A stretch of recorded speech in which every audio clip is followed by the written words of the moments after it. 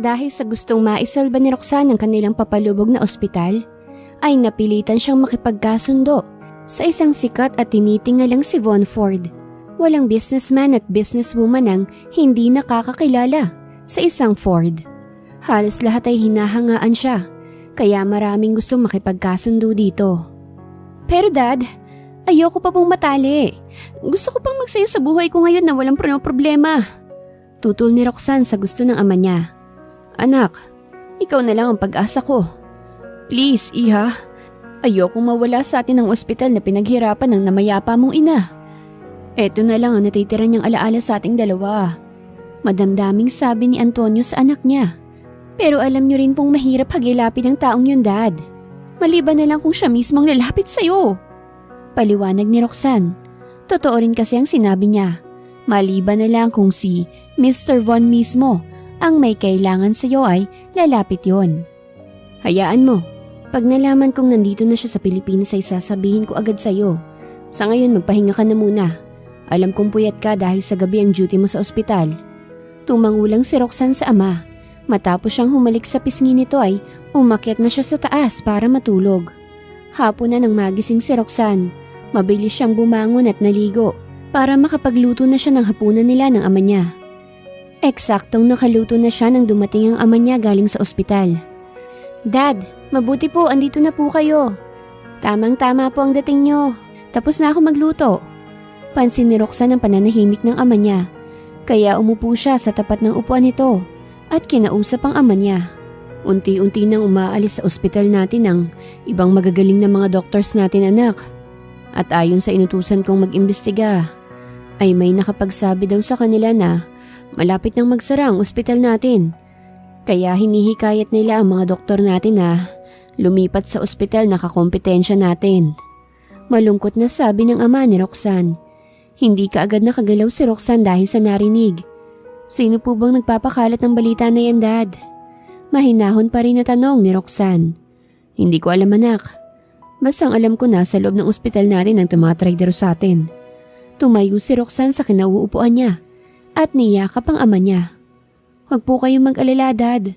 Gagawa po ako ng paraan para mananatili sa atin ang ospital natin. Sa ngayon, kumain muna tayo dahil gutom na ako. Kahit may problema, ay nakukuha pa rin ni Roxanne ang ngumiti. Para sa kanya, hindi niya makakaya ang problema kung hindi niya idadaan sa tawa ang lahat. Matapos kumain ay niligpit na ni Roxanne ang pinagkainan nila. Pagkatapos maghugas ay saka siya umakyat sa taas. Habang nakahiga ay iniisip ni Roxanne ang sinabi ng daddy niya. Alam niyang isang sugal ang gagawin niya pero wala na siyang ibang choice kung hindi ang makipag-deal sa taong inaasahan niyang makakatulong sa problema nila. Kaagad na tinawagan ni Roxanne ang kaibigan niya. Alam niyang malaki ang maitutulong nito sa kanya. Yo! Himalat na patawag ka! Kaagad na sagot sa kabilang linya. Ngayon ko kailangan ng tulong mo, Red. Mahinahon na sabi ni Roxanne. Para sa mabuti kong kaibigan, matatanggihan ba kita? Salamat, Red. Magkita tayo bukas sa dating tagpuan natin, ha? Pinatay na ni Roxanne ang tawag.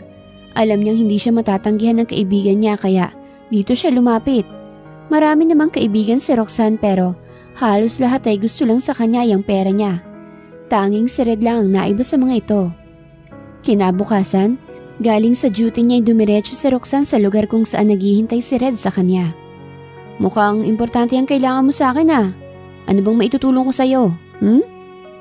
Alamin mo kung nakauwi na ba ng Pilipinas si Von Ford. Seryosong sabi ni Roxanne. Von Ford? Yung sikat na businessman ba ang tinutukoy mo? Tumango si Roxanne kay Red. Bakit? Maikling tanong ni Red. Kailangan kong tulong niya para umangat muli ang ospital namin. Hindi naman siguro lingid sa kaalaman mo na papalubog na to. Ang ospital na yun na lamang ang tanging natira sa amin ni Daddy na alaala namin kay Mommy. Ayokong nakikitang malungkot si Daddy, kaya ko to gagawin. Mahinahon na paliwanag ni Roxanne. Okay, asahan mong bukas ng umaga, malalaman na natin kung nasan siya. Pero ikaw lang ang pupunta sa kanya, ha? Sasabihin ko lang kung asan siya. Tumangulang si Roxanne kay Red. Saka ito nagpaalam na uuwi na. Mabilis lang na lumipas sa mga oras. Kinabukasan ay ingay na ng tunog ng cellphone ni Roxanne ang nagpagising sa kanya. Aga-aga ingay mo. Reklamo niya. Wala sa mood na sinagot niya ang tawag na nagpagising sa kanya. Anong maaga?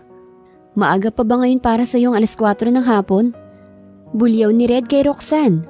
Otomatikong bumalikwas ang bangon si Roxanne nang marinig si Red na nagsalita. Oo na, sige na, panalo ka na. Ano, may alam ka na ba? Tignan mo sa email mo. Kagabi ko pa yun na-isend sa'yo eh.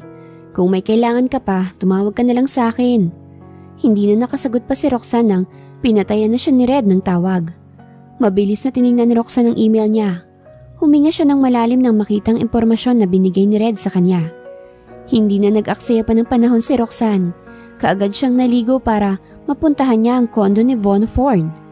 Sa kondo ni Von ay tumilapon ang cellphone niya nang itapon niya ito dahil sa galit. Tumawag kasi ang lolo niya at sinabing kailangan niyang pakasalan ang anak ng kaibigan nito para makaganti siya sa naitulong nito sa kanya dati. Damn that old man!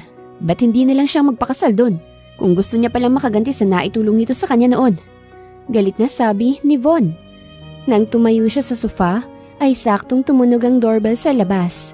Sinilip niya mula sa monitor kung sino ang nasa labas. Isang babae ang nakatayo habang naghihintay na pagbuksan niya. Kaagad niyang tinungo ang pinto para malaman kung sino to. Pipindutin pa sana ni Roxanne ulit ang doorbell nang biglang bumukas ang pinto, kaya tumayo siya ng tuwid. Who are you? And what are you doing here? Bareto ng boses ni Von kaagad ang bumungad kay Roxanne. Don't worry Mr. Ford, hindi ako masamang tao. Gusto ko lang makipag-usap sa'yo kaya pumunta ako rito. Pwede bang sa loob tayo mag-usap? Niluwagan ni Von ang bukas ng pinto para makapasok si Roxanne. Pagdating sa loob ay umupo si Von habang nakatayo lang si Roxanne. Alam kong naguguluhan ka kung sino ako. Ako pala si Roxanne, isa akong doktor. Hindi ko tinatanong kung doktor ka ba. Ang gusto kong malaman kung anong ginagawa ng isang babae na katulad mo dito. At di ka pa nagdalawang isip na pumasok sa kondo ko ha? Hindi ka ba takot na baka kung anong gawin ko sa'yo? Putol ni Von sa sasabihin sana ni Roxanne. Hindi ka agad nakapagsalita si Roxanne nang barahin siya ni Von. Bakit naman ako matatakot sa'yo? Alam ko naman na hindi ka gagawa ng masama laban sa akin. Pumunta ako rito para makipagkasundo sa'yo, hindi para makipagtalo. Mahinahon na sabi ni Roxanne. Anong kailangan mo? Hindi kita kilala. Paano mo naisip na makikipagkasundo ko sa'yo? Seryosong sabi ni Von kay Roxanne. Gusto kong hilingin sa'yo na mag-invest ka sa ospital namin. Ang kapalit ay, ikaw ang magmamay-ari ng kalahating share sa ospital namin. Basta mag-invest ka lang. Seryosong sagot ni Roxanne kay Von. Paano kung ayoko? Alam mo naman sigurong marami na akong pagmamay-ari at hindi ko sasayangan ng pera ko sa papalubog na ospital nyo. Seryoso pa rin si Von.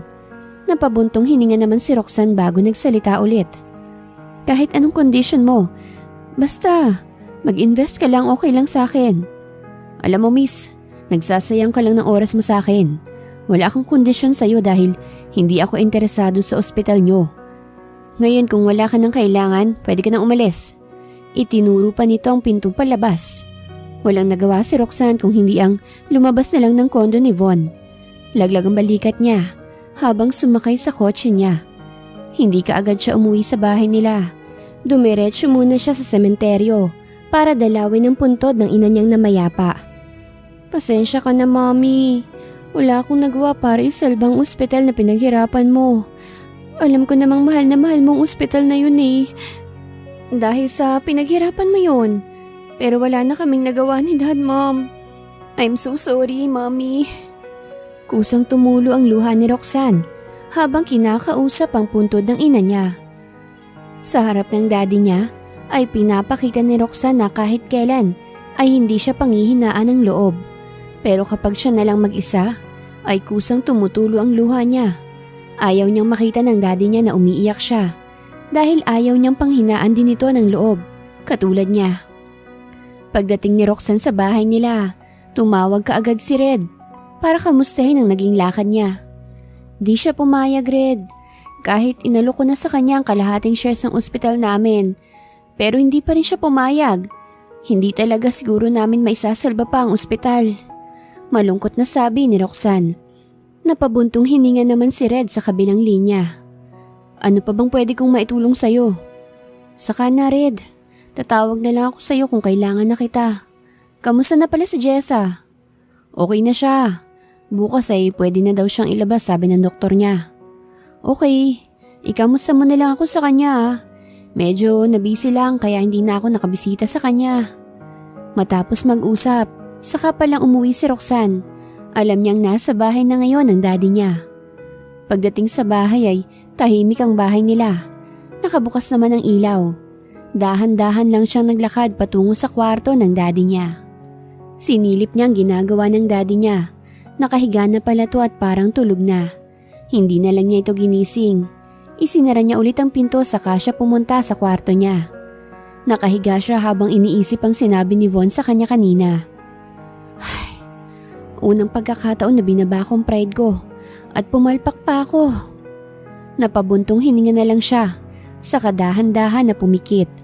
Hanggang sa nakatulugan na ni Roxanne ang pag-iisip tungkol kay Von. Mabilis na lumipas sa mga araw. 1 linggo na mula nang pumunta si Roxanne sa kondo ni Von. Hindi pa rin siya makamove on sa paghindi ni Von sa offer niya rito. Oh, andito na palang CEO eh. Wala man lang ginawa kundi pabayaan ang ospital niya. Para lumubog. Bakit ka nga ba naging CEO eh? Wala ka man lang kamuwang-muwang sa pinapasukan mo. At alam mo bang hindi magtatagal ay babagsak ng ospital niyo? Ngumisi nang nakakainsulto si Zaira kay Roxanne. Si Zaira ang naghihikayat ng mga doctors sa Samaniego Hospital para lumipat sa ospital kung saan ay isa siyang consultant. Malaki ang inggit nito sa mga Samaniego kaya ginagawa nito ang lahat para bumagsak ang ospital na pagmamay-ari ni na Roxanne. Ang alam ko rin wala ka namang karapatan para pagsabihan ako. Kasi sino ka ba? Isa ka lang namang aso na sunod-sunuran sa amo mong nagpapayaman lang. At hindi ka naman kasama sa yayaman no? Isa ka pa ring aso na utusan. Nakangisi na sabi ni Roxanne kay Zaira. Hindi na nakapagsalita pa si Zaira. Tuluyan na siyang iniwan ni Roxanne sa labas ng ospital. Sa opisina niya siya dumiretso. Umupo siya sa upuan at hinilot ang noo niya. Malalim na buntong hininga ang pinakawalan niya bago siya nagbihis ng damit para i-check ang mga pasyente niya. Sa opisina ni Von ay busy siya sa tambak ng mga papeles nang biglang tumunog ang cellphone niya. Wala sana siyang balak na sagutin ito. Pero nang makita niya na ang lolo niya ang tumatawag ay napilitan siyang damputin ang cellphone niya at sinagot ang tawag. Von Iho, nagkausap na kami ni Antonio at pumunta ka sa bahay niya mamaya. Sinabi ko na sa kanya na pupunta ka sa kanila. Bungad ng lolo ni Von sa kanya. Lo, sinabi ko na sa'yo na ayaw ko magpakasal. Kung sino man yang gusto mong pakasalan ko. Hindi na naituloy pa ni Von ang sasabihin pa nang patayan na siya ng tawag ng lolo niya. The heck! Mura ni Von nang hindi man lang siya pinakinggan ng lolo niya. Ang pinakaayaw niya pa naman ay yung kinokontrol siya. Pero wala siyang magawa dahil kagustuhan yun ng lolo niya at hindi niya ito kayang suwayin. Matapos ang maghapon na trabaho ay dumiretso na si Von sa bahay na sinasabi ng lolo niya sa kanya. Magandang hapon sa iyo, Mr. Ford. Bati ni Antonio kay Von. Pumasok ka. Tumawag sa akin ang lolo mo kanina at sinabi niyang pupunta ka dito. Maupo ka, tatawagin ko muna ang anak ko. Tumangulang si Von kay Antonio at umakyat na ito sa taas. Pag-alis ni Antonio ay tumayo si Von at inilibot niya ang paningin niya sa buong sala. Hindi masyadong malaki pero napakalinis ng bawat sulok. Wala kang makikita na kalat. Dumapo ang mata niya sa isang mesa kung saan merong mga frame na nakalagay. Larawan ng isang pamilya ang unang napansin niya hanggang dumapo ang mata niya sa isa pang frame na nasa pinakagilid. This girl at ang babae na pumunta sa kondo ko. Hindi ako pwedeng magkamali. Ito ang babaeng yun. Mahinang bigkas ni Von. Kung ganun, siya palang babaeng sinasabi ni lolo sa akin. Bakit ngayon ko lang napansin na maganda pala ang babaeng to? Kahit hindi naman siya katangkaran. Bulong ni Von sa sarili niya. Dahil gusto niya ang matamis na ngiti ng babae sa picture. Kaya mabilis niyang kinuha ang picture sa loob ng frame. Saktong bumaba ang ama ni Roxanne. Kaya dali-daling itinago ni Von ang picture sa likod niya. At pinataob niya ang frame na kinuhanan niya ng picture. Mr. Ford, pasensya ka na kung natagalan. Susunod na ngayon ang anak ko.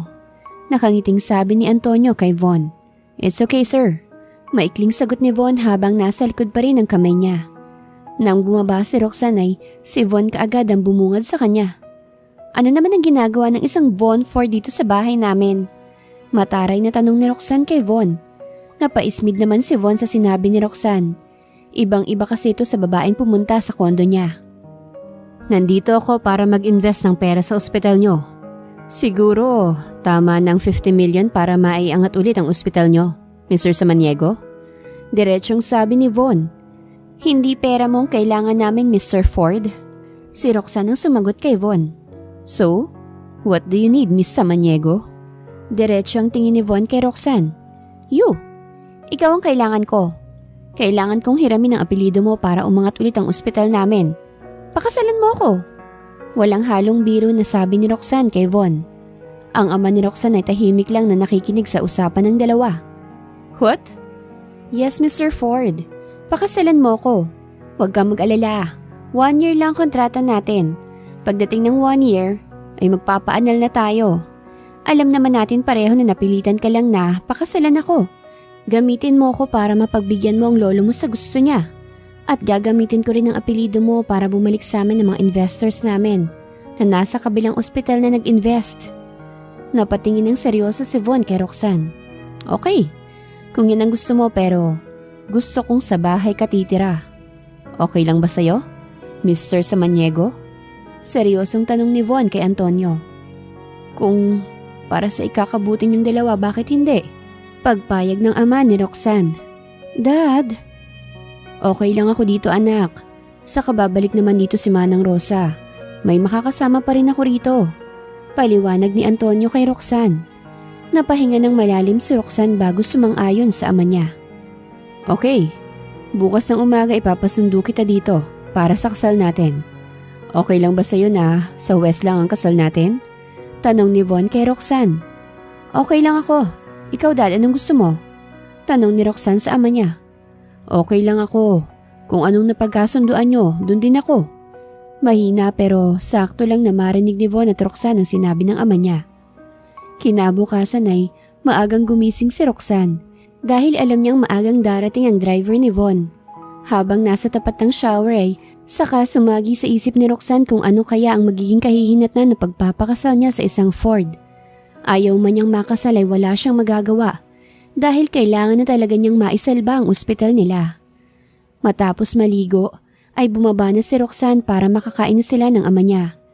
Napadaan naman siya sa mesa kung saan nakalagay ang mga picture frame nila ng daddy niya at ng mommy niya. Pero ang kumuha ng atensyon niya ay ang picture frame na nilagyan niya ng picture niya nung una niyang duty sa ospital. Sakto namang bumaba ang daddy niya at huminto ito kung saan siya nakatayo. May problema ba anak? Tanong ng daddy niya sa kanya nang makita nitong nasa blankong frame ang tingin niya. Dad, alam mo ba kung bakit nawalang picture ko na nilagay ko rito sa frame? Ang alam ko, nandito pa yun kagabi. Ngayon ko lang kasi napansin na nakataob na pala tong frame na pinaglalagyan ko. Mahinahon na tanong niya sa kanyang ama. Hindi eh. Pero kahapon si Mr. Ford lang ang nakita kong nakatayo rito at nakatingin dyan sa mga nilagay mong mga frame. Pero wag mo na yung pagtuunan ng pansin. Kumain na tayo. Baka dumating na ang sundo natin. Tahimik lang na kumakain ng mag-ama. Pagkatapos kumain ay si Roxanne na nagligpit ng mga pinagkainan nila. Saktong natapos sila ay bumusina na ang sundo nila sa labas. Hindi nag-abala pang mag-makeup si Roxanne. Nagsuot lang siya ng puting dress na hanggang tuhod at pinarisan niya ng flat shoes ang suot niyang damit. Mabilis ang naging kilos ni Roxanne. Baka kasi maiinip si Von sa kakahintay sa kanya at bigla pang magbagong isip nito na hindi naman niya mapapayagan. Pagdating sa labas ay nakasakay na ang daddy ni Roxanne at siya na lang ang hinihintay para makaalis na sila. Si Von naman ay hindi niya alam kung ano ang totoong nararamdaman niya. Para kasi siyang excited na magiging Mrs. Ford na niya si Roxanne. Bakit ang tagal niya?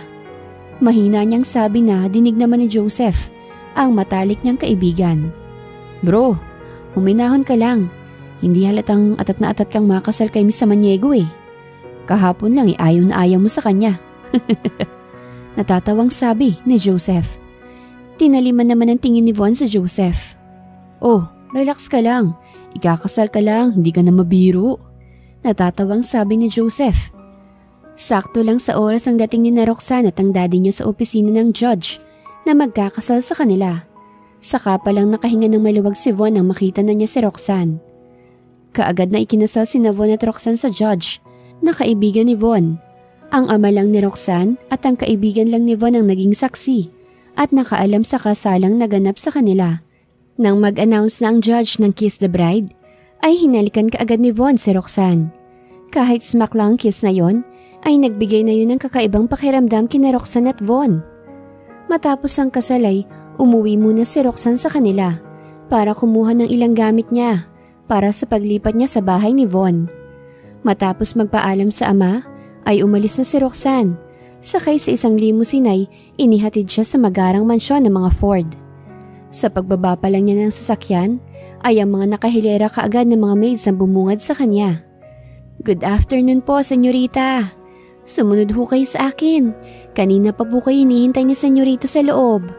Salubong sa kanya ng isang medyo katandaanan na babae. Tumangulang si Roxanne sa matanda pero hindi kaagad siya sumunod dito. Lumingon muna siya sa mga katulong na nakahilera habang nakayuko. Itaas niyo ho ang mga ulo niyo.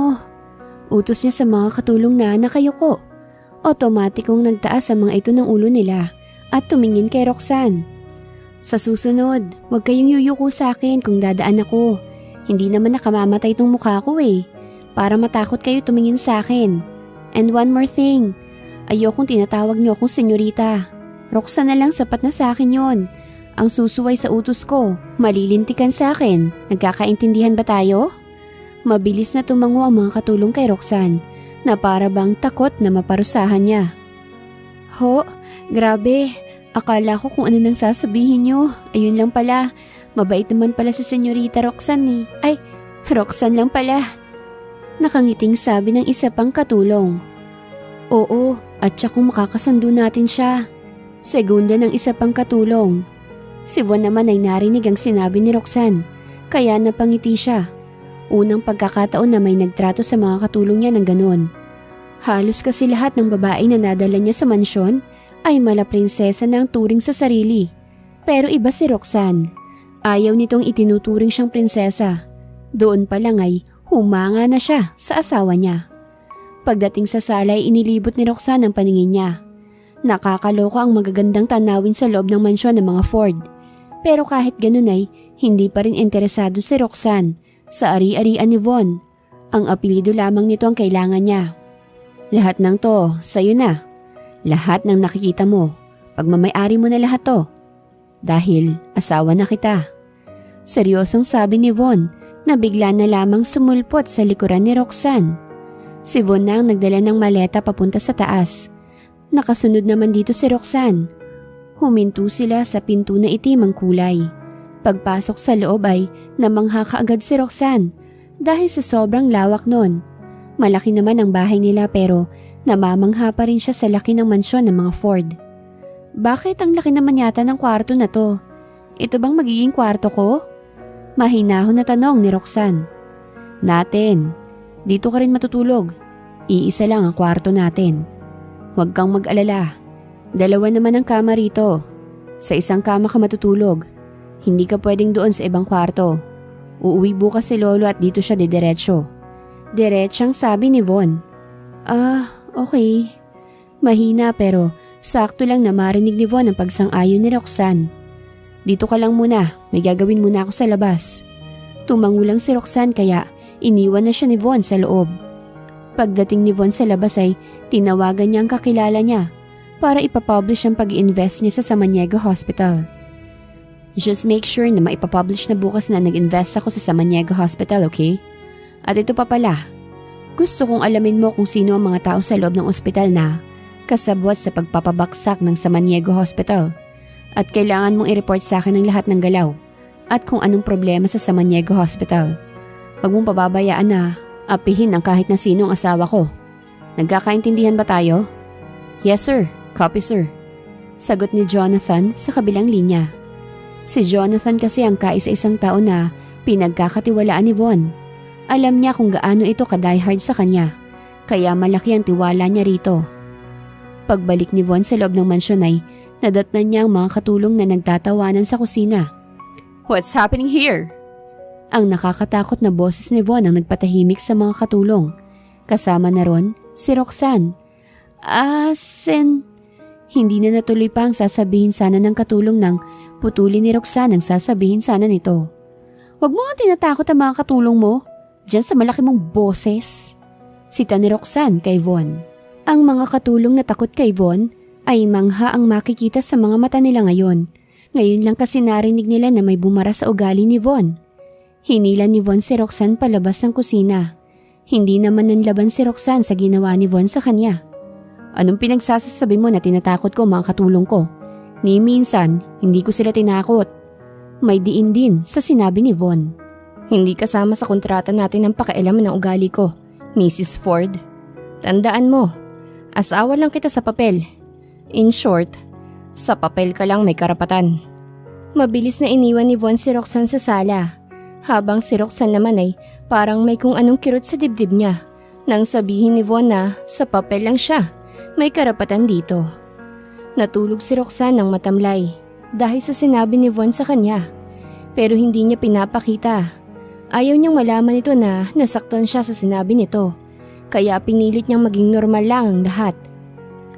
Kinabukasan ay umugong kaagad ang balita tungkol sa pag-i-invest ni Von sa Samaniego Hospital. Maaga pa pero maingay na ang cellphone ni Roxanne. Dad, good morning.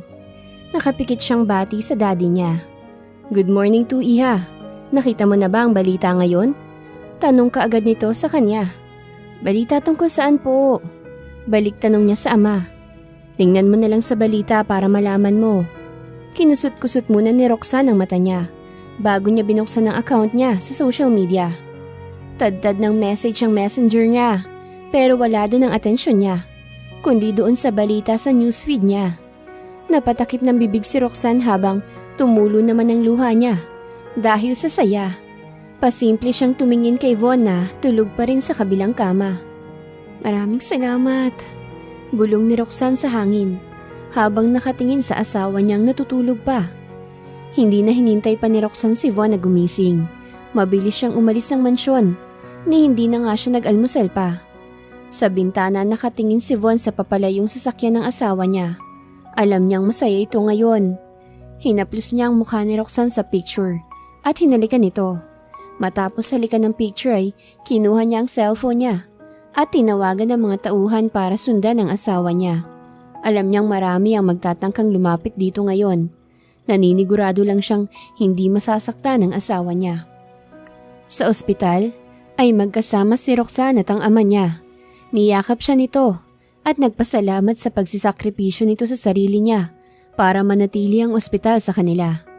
Matanong lang kita anak, ikaw ba ang nagpalagay sa newspaper na nag-invest si Mr. Ford sa ospital natin? Hindi pa nakakasagot si Roxanne nang sumulpot si Zaira sa harapan nila. At talagang pinilagay mo pa sa newspaper na nag-invest si Mr. Ford sa ospital nyo ha? Para ano? Para dumami ulit ang investors nyo? Alam naman namin na hindi totoong nag-invest ang isang Ford sa papalubog na ospital. Ano naman ang makukuha niya sa ospital nyo? Nakangising sabi ni Zaira kay Roxanne. Imbis na magalit ay ngumiti pa si Roxanne ng matamis kay Zaira na siyang ikinataas ng kilay nito. Kung ako sa'yo, Zay, atupagin mo na lang yung trabaho mo. Huwag akong trabahuhin mo. Baka masisante ka sa trabaho mo dahil hindi mo na tumagampanan ng mabuti. Akmang sasampalin sana ni Zaira si Roxanne nang may pumigil sa kamay niya. Huwag niyong susubukan na saktan siya, miss. Baka kung saan ka pupulutin. Pag nalaman ni boss na sinaktan mo siya. Sabi ng isang tao na bigla nilang sumulpot na di alam kung saan galing. Binawi kaagad ni Zaira ang kamay niya sa lalaking nakahawak sa kanya at umalis na walang paalam. Nagpasalamat naman kaagad si Roxanne sa lalaki. Tumangulang ito't iniwan na sila. Dahil lang sa apelido ni Ford ay mabilis na dumami ang nag-invest sa ospital ni Roxanne. Sabi nga nila, makapangyarihan ng pagiging sikat na businessman ni Von. Dahil wala pang isang araw na umugong ang balita, ay marami na kaagad ang gustong makipag-partnership sa Samaniego Hospital. Isang buwan lang ang lumipas ay tuluyan ang nakabangon sa muntikan ng pagkakalubog ang ospital ni na Roxanne. Isang buwan na rin na palaging umiiwas si Von kay Roxanne. Hindi alam ni Roxanne kung bakit iwas na iwas sa kanya si Von itong mga nagdaang mga araw. Sa tuwing uuwi kasi siya galing sa ospital ay tulog na ito. Nagpatawag ng meeting si Roxanne sa mga board members para pag-usapan ang tungkol sa pag-angat muli ng ospital nila. Pero imbis na pag-usapan ay tungkol dito, sa iba napunta ang kanilang usapan dahil hinahanap ng mga investors si Von mismo. Miss Samaniego, alam namin na nag-invest si Mr. Ford sa ospital, pero bakit ni minsan ay hindi namin siya nakikita? Tanong ng isang babae kay Roxanne. Tama si Miss D. Miss Samaniego, paano ba kami maniniwala na totoong nag-invest nga talaga si Mr. Ford kung ni anino niya hindi namin nakikita? Segundo pa ng isang babae. Alam mo bang nag-invest kami rito dahil sa kanya? Pero mukhang niloloko mo lang yata kami para bumalik kami sa inyo? Sigaw ng isang babae kay Roxanne. Si Jonathan ay lihim na tumawag kay Von para ibalita dito ang nangyari. Sir, kailangan nyo ng bilisan dahil sinisigawan na ng mga investors at board members si Ma'am Roxanne. Nagmamadaling sabi ni Jonathan. Halos paliparin na ni Von ang sasakyan para makarating lang kaagad kung nasa saan ang asawa niya. Pagdating sa lobby ng hospital ay nakaabang kay Von si Jonathan. Nagmamadaling sumakay sila sa elevator papunta sa last floor ng ospital kung saan nagmi-meeting si Roxanne. Saktong papasok sila nang sasampalin sana ng isang babae si Roxanne. Who gave you the permission to hurt my wife? Try to touch your dirty hands to her cheek. I will make sure that you will regret that you hurt her. Galit na sigaw ni Von sa babae na sasampal sana kay Roxanne, kaya nabitin sa ere ang kamay ng babae. Ang ibang tao sa loob ng conference room ay hindi makapaniwala sa narinig nila mula rito. Kinabig ni Von si Roxanne at isiniksik ang mukha nito sa dibdib niya. Kung gusto niyong umalis, makakaalis na kayo ng libre. At walang pipigil sa inyo. Hindi namin kailangan ng pera niyo dito sa ospital namin ngayon. Kung sino nga alis, itaas niyo na ang kamay niyo. Seryosong sabi ni Von sa mga tao.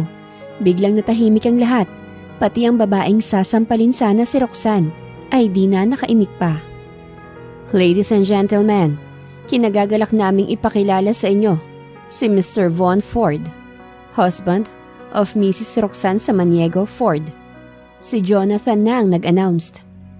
Paano nakasal si Mr. Ford kay Miss Samaniego na wala man lang nakakaalam?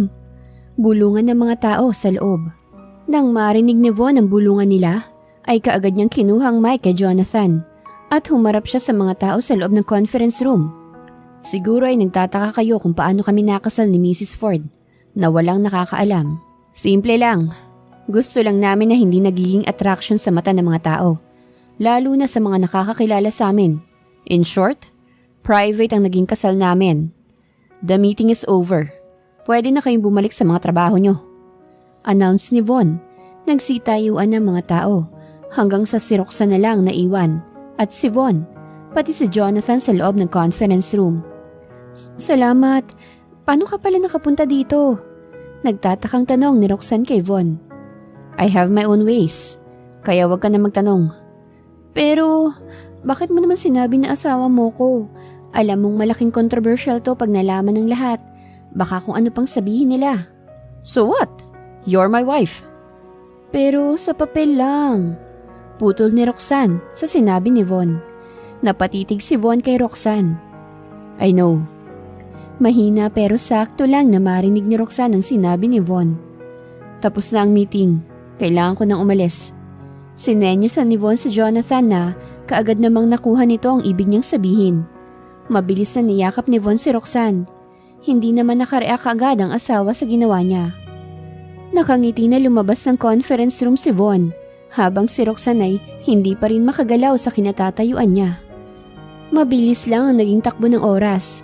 Hapon na, pauwi na si Roxanne at wala sa trabaho niya ang isip niya kundi na kay Von.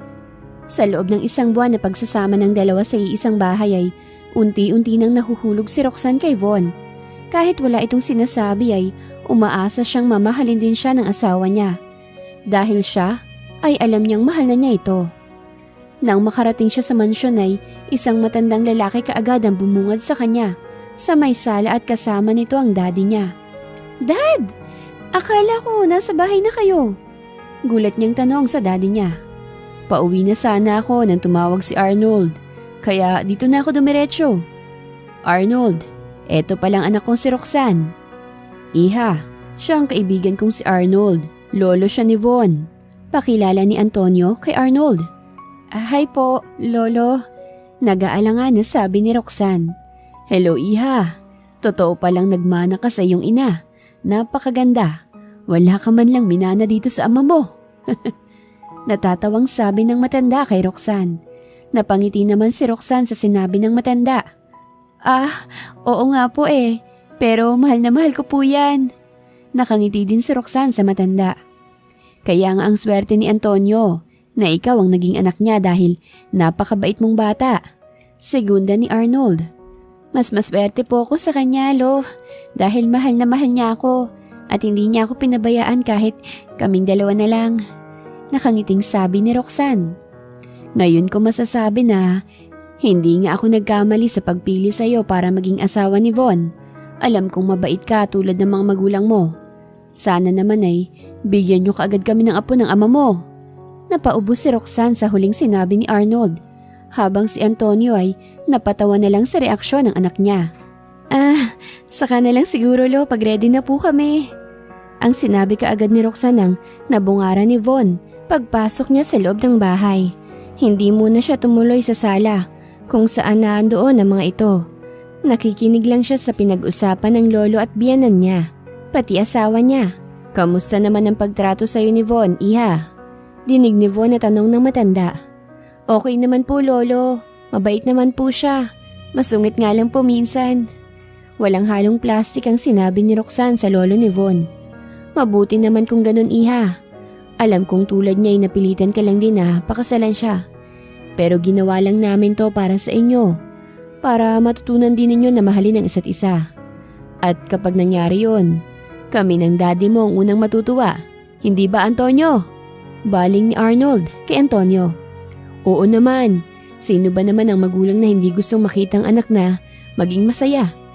At ipinagdadasal kong sana'y maging masaya kayo, anak," ni Von. Tumagal ng 2 oras ang naging kwentuhan ni na Roxanne at ng lolo ni Von, pati na sa daddy niya. Matapos nilang kumain ay nagpaalam ng ama ni Roxanne sa kanya at kay Arnold, habang si Von ay doon dumaan sa secret door papasok sa kwarto niya. May sikreto kasi siyang daanan papuntang kwarto niya na di dumadaan sa loob ng bahay. Tanging si Von lamang ang nakakaalam nun, kahit lolo niya ay hindi alam yon. Ilang araw lang ay tinagal ni Arnold sa mansyon at kasalukuyan na itong papunta sa airport para bumalik sa Amerika. Pero bago pa man siya tumuloy ay dumaan muna siya sa opisina ng apo niya. "Come in." Hindi na nag-abala pa si Von na tingnan kung sino ang kumakatok sa pintuan. Hinintay na lang niya na pumasok kung sino man yon. "Dumaan lang ako dito saglit. Umiiwas ka kasi sa akin sa mansyon." Mahinahon na sabi ng lolo ni Von sa kanya. Saka palang nag-angat ng tingin si Von nang marinig niya ang lolo niya. "May problema ba, apo?" Mahinahon na tanong nito kay Von. "Wala naman po." Sagot niya habang iwas ang tingin nito sa lolo niya. "Alam kong napilitan ka lang na magpakasal kay Roxanne, apo. Kung hindi mo talaga siya magustuhan, ang akin lang ay pakitaan mo lang siya ng mabuti habang nasa poder mo pa siya. Huwag kang mag-alala. 1 taon lang itatagal ko sa inyong dalawa. Pagdating ng araw na yon, kung hindi niyo talaga magugustuhan ng isa't isa, ako na mismo ang magpapaanal sa kasal niyo." Mahinahong sabi ni Arnold. Hindi alam ni Von kung anong dapat na maramdaman niya. Dapat masaya siya pero taliwas yun sa nararamdaman niya. Iniisip pa lang niya na wala siyang karapatan sa asawa niya, ay may kung ano na sa dibdib niya na hindi niya alam. "Paano kung ayoko nang maanal ang kasal namin?" Seryosong tanong ni Von sa lolo niya. Ngumiti ng malapad si Arnold sa apo niya. "So may aasahan na ba ako sa'yo? Naiiling na ngumiti si Von. Sa ngayon, gusto ko munang malaman kung may nararamdaman din ba siya sa akin. Okay, aasahan kong sa pagbabalik ko ay may magandang balita ka na sa akin. Sa ngayon, kailangan ko na munang umalis. Baka mahuli pa ako sa flight ko, iho. Nagmanhag muna sila bago umalis ang lolo niya. Oo nga pala, gusto ko si Roxanne para sa'yo. Pahabol ng lolo niya sa kanya bago pa nito isinara ang pinto. Malaki ang ngiti ni Von habang nakatingin sa picture ng asawa niya na kinuha niya sa bahay nito noong pumunta siya doon. Gabi na nang makauwi si Von sa mansyon. Hindi pa siya tuluyang nakakapasok ay nagring na ang cellphone niya. Napatawag ka. Walang gana niyang sagot sa kaibigan niya. Nagyayaya ang mga kabarkada natin. Baka gusto mo sumama. Kahit ngayon lang. Simula nang makasal ka, hindi ka na sumasama sa amin. Aasahan ka namin sa dating tagpuan natin. Pinutol na ni Joseph ang tawag na di man lang nakakasagot si Von. Mabilis na umakyat si Von sa kwarto nila ni Roxanne. Pagpasok niya sa taas ay si Roxanne na nakaupo sa sofa kaagad ang naabutan niya. Nasa laptop nito ang mata niya kaya malaya niyang napagmasdan ang maamo nitong mukha. Nang maramdaman ni Roxanne na may nakatingin sa kanya, saka pa lang siya nagangat ng tingin. Magandang gabi. Bati nito kay Von. Imbis na sagutin ay tiningnan lang siya nito. May lakad pala ako ngayon. Kumain ka na lang at huwag mo na akong intayin. Baka maghahating gabi na ako makakauwi. Gusto sanang magtanong ni Roxanne kung saan ito pupunta pero hindi niya magawa. Wala siyang lakas ng loob na magtanong dito. Tumangulang si Roxanne sa asawa niya. Kahit labag sa kalooban niya ang pagsang-ayon dito. Pag-alis ni Von ay siya ring pagtunog ng cellphone ni Roxanne. Mabuti naman at napatawag ka. Bungad niya kay Red sa kabilang linya. Gusto mo sumama? Gagala kami ni Jessa. Gusto ka daw niya makasama eh. Napatayo ka agad si Roxanne sa kinauupuan niya at ngumiti. Talaga? O sige, sindoon niyo ako dito. Magbibihis lang ako. Pinatay na ni Roxanne ang tawag at mabilis siyang naligo. Pagkatapos ay nagbihis. Simpleng dress na hanggang tuhod niya lang ang suot niya at hapit na hapit ito sa katawan niya. Kahit hindi na mag-makeup si Roxanne ay lumalabas pa rin ang natural na ganda niya. Kaya marami ang nagkakagusto sa kanya. Pero ni isa ay wala siyang nagugustuhan sa mga manliligaw niya. Sa labas ng gate ng mansyon, nakaabang si Red at Jessa kay Roxanne. Hindi nagtagal ay lumabas na ang kaibigan nila na malapad ang ngiti nang makita sila. Sakay na! Dali! Baka may tauhan si Von na nagbabantay sa'yo. Malalagot pa tayo. Natatawang sumakay si Roxanne sa kotse ng dalawa. Takot kasi ang mga ito kay Von. Sa isang sikat na bar pumunta si Red at Jessa. Bakit dito tayo? Akala ko ba gagala tayo? Tanong kaagad ni Roxanne nang makababa sila ng kotse. Ano ka ba, bes? May isi-celebrate tayo kaya sige na. Pumasok na tayo. Ngayon lang to, promise. Pakiusap ni Jessa sa kaibigan niya. Kung di lang talaga kita kaibigan, ewan ko lang talaga kung pupunta ako sa lugar na to. Masayang niyakap ni Jessa ang kaibigan niya. Sa isang VIP room nakaupo si Von habang may nakakandong na babae sa lap niya. Panay ang hawak ng babae sa dibdib niya pero wala itong epekto sa kanya. Wow bro, chicks oh. Tingnan mo ang ganda at ang amo ng muka. Pustahan tayo, hindi pa yan nakakapasok ng bar.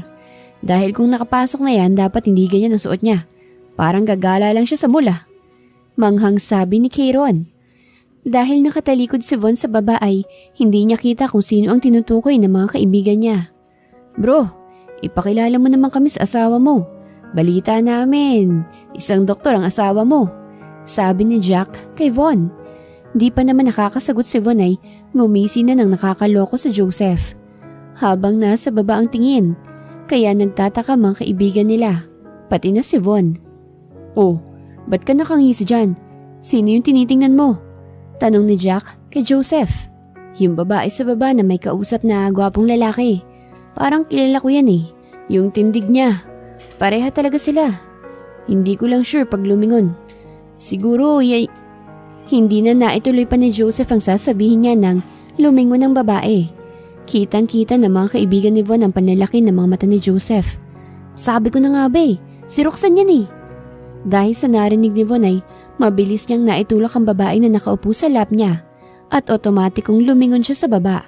kung saan ang sinasabi ni Joseph. What the heck? Ang sikat na chick boy pala yung kausap niya, si Louie, yung anak ng mayor dito sa Maynila. Agad na nag-igting ang panga ni Von nang makitang matamis ang ngiti ng asawa niya sa lalaki habang kausap nito ang anak ng mayor. Agad na tumayo si Von at lumabas ng VIP room. Ano nangyari dun? Asawa ni Von yung kausap ni Louie. Malaking gulo to pag nagkataon. Tumayo na rin si Joseph at sumunod kay Von. Pati si Jack ay napasunod na rin. Hahawakan na sana ni Louie si Roxanne nang hapitin ito bigla ni Von. Kaya napakapit ang asawa niya sa kanya. Nanlaki ang mata ni Roxanne nang makita ang asawa na masama ang tingin kay Louie.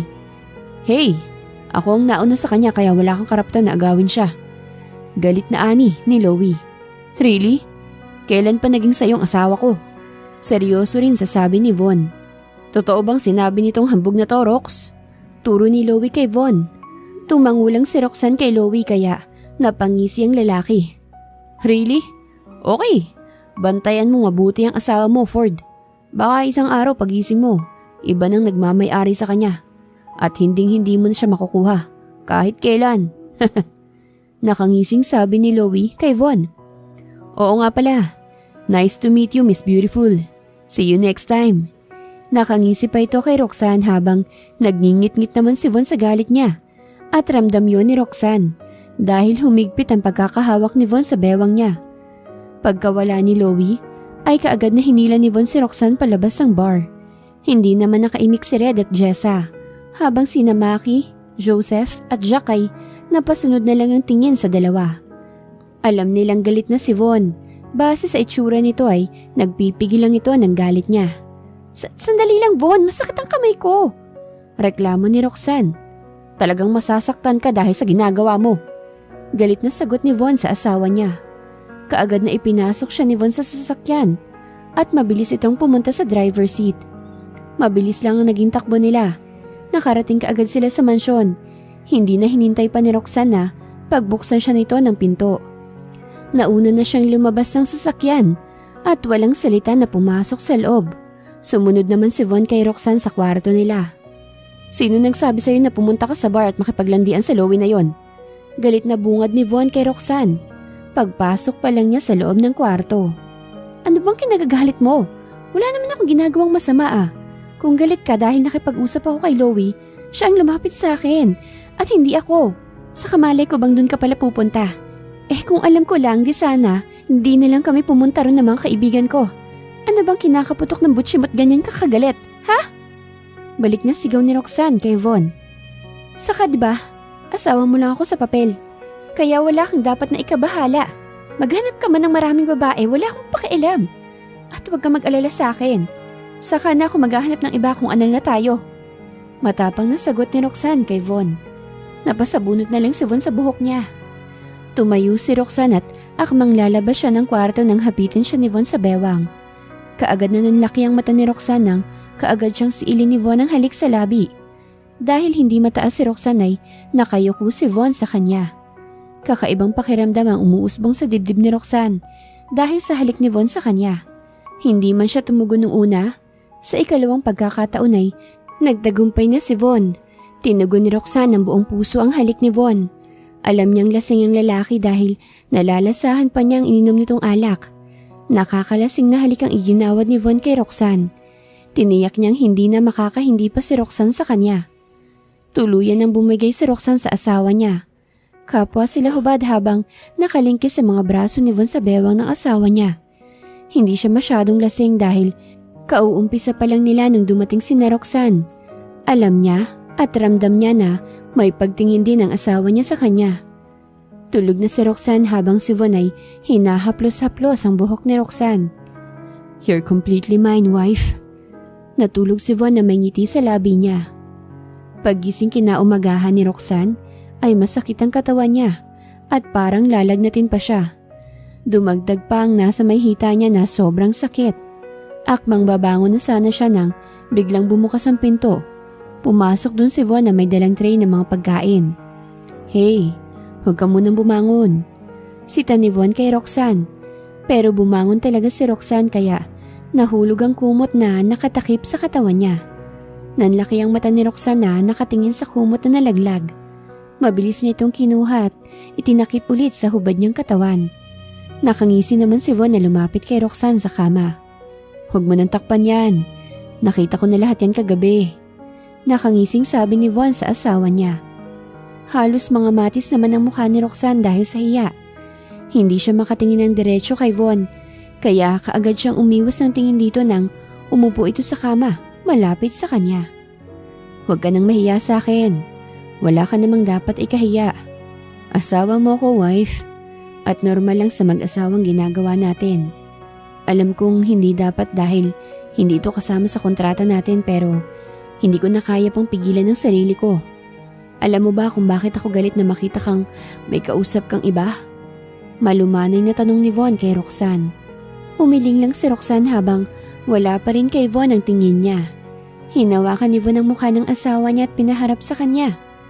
"Dahil mahal kita. Totoong mahal kita kaya nagalit ako. Dahil ayokong umingiti ka sa iba. Gusto ko, sa akin ka lang umingiti. Nagsiselos ako kaya galit ako." Pag-amin ni Von kay Roxanne. Hindi makapaniwalang nakangiti si Roxanne kay Von. Mahal mo ko?" Nauutal na tanong ni Roxanne kay Von. Ngumiti at tumango si Von kay Roxanne. "Talaga?" Tila batang tanong ni Roxanne kay Von. "Oo. Ikaw ba? Mahal mo rin ba ako?" Malumanay na tanong ni Von kay Roxanne. Nang tumango si Roxanne ay halos tumalon sa tuwa ang puso ni Von nang malaman niya na mahal din pala siya ng asawa niya. Mabilis niyang niyakap ang asawa niya. Muli ay ginawaran niya ito ng masuyo at puno ng pagmamahal na halik na kaagad namang tinugon ni Roxanne. Nang kapwa na silang kapusin ng hiningay sa kapalang pinakawala ni Von ang labi ni Roxanne at pinagtagpo ang mga noon nila ng asawa niya. "Mamahalin at aalagaan kita. Bubuo tayo ng masayang pamilya, kasamang magiging anak natin." Tumango lang si Roxanne kay Von. Matapos mag-usap ay inaya na ni Von si Roxanne na kumain. Sa kanya ito dinala sa banyo para makaligo na ito. Nakatingin lang si Roxanne sa gwapong mukha ng asawa niya. Hindi niya lubos maisip na isang Ford ay magkakagusto sa kanya.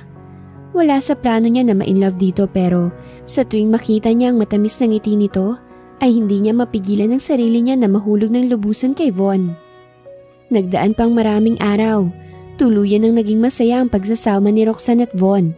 Kahit minsan ay nag-aaway sila, ay kaagad naman nilang nasisettle ang pinag-aawayan nila. Pinag-uusapan nila ito para hindi na lumaki pa ang away nilang dalawa. Labis naman na natuwa ang lolo ni Von nang ibalita niya rito na nagkakamabutihan na sila ng asawa niya. Maging ang daddy ni Roxanne ay natuwa nang malaman nito na nagkakamabutihan na si Von at Roxanne. "Habi!" Tili ni Roxanne mula sa itaas. Si Von ay nagluluto. Mabilis na tumakbo pataas para tingnan kung bakit biglang sumigaw ang asawa niya. "Wife, ano nangyari?"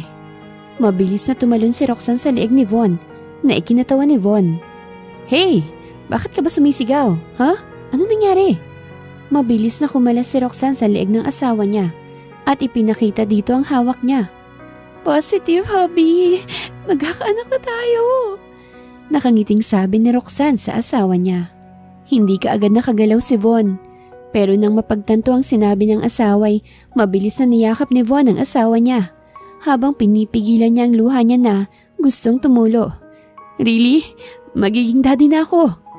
Hindi ko akalain na darating ang araw na magiging ganito ako kasaya. Salamat sa pagdating mo sa buhay ko. Kayo nang magiging anak natin. Salamat din sa pagdating mo sa buhay ko, hubby. Mahal na mahal kita. Kayo nang magiging anak natin." Nagdaan pa ang mga buwan. Nanganak na si Roxanne. Nagsilang siya ng isang malusog na batang babae at pinangalanan nila itong Kamya, kapangalan ng ina ni Roxanne na namayapa na. "Maraming salamat, wife, sa pagmamahal mo at sa pagbibigay mo sa akin ng hindi matatawarang regalo, ang anak natin. Dahil mahal kita. I love you, my contract husband. I love you more, wife." Wakas.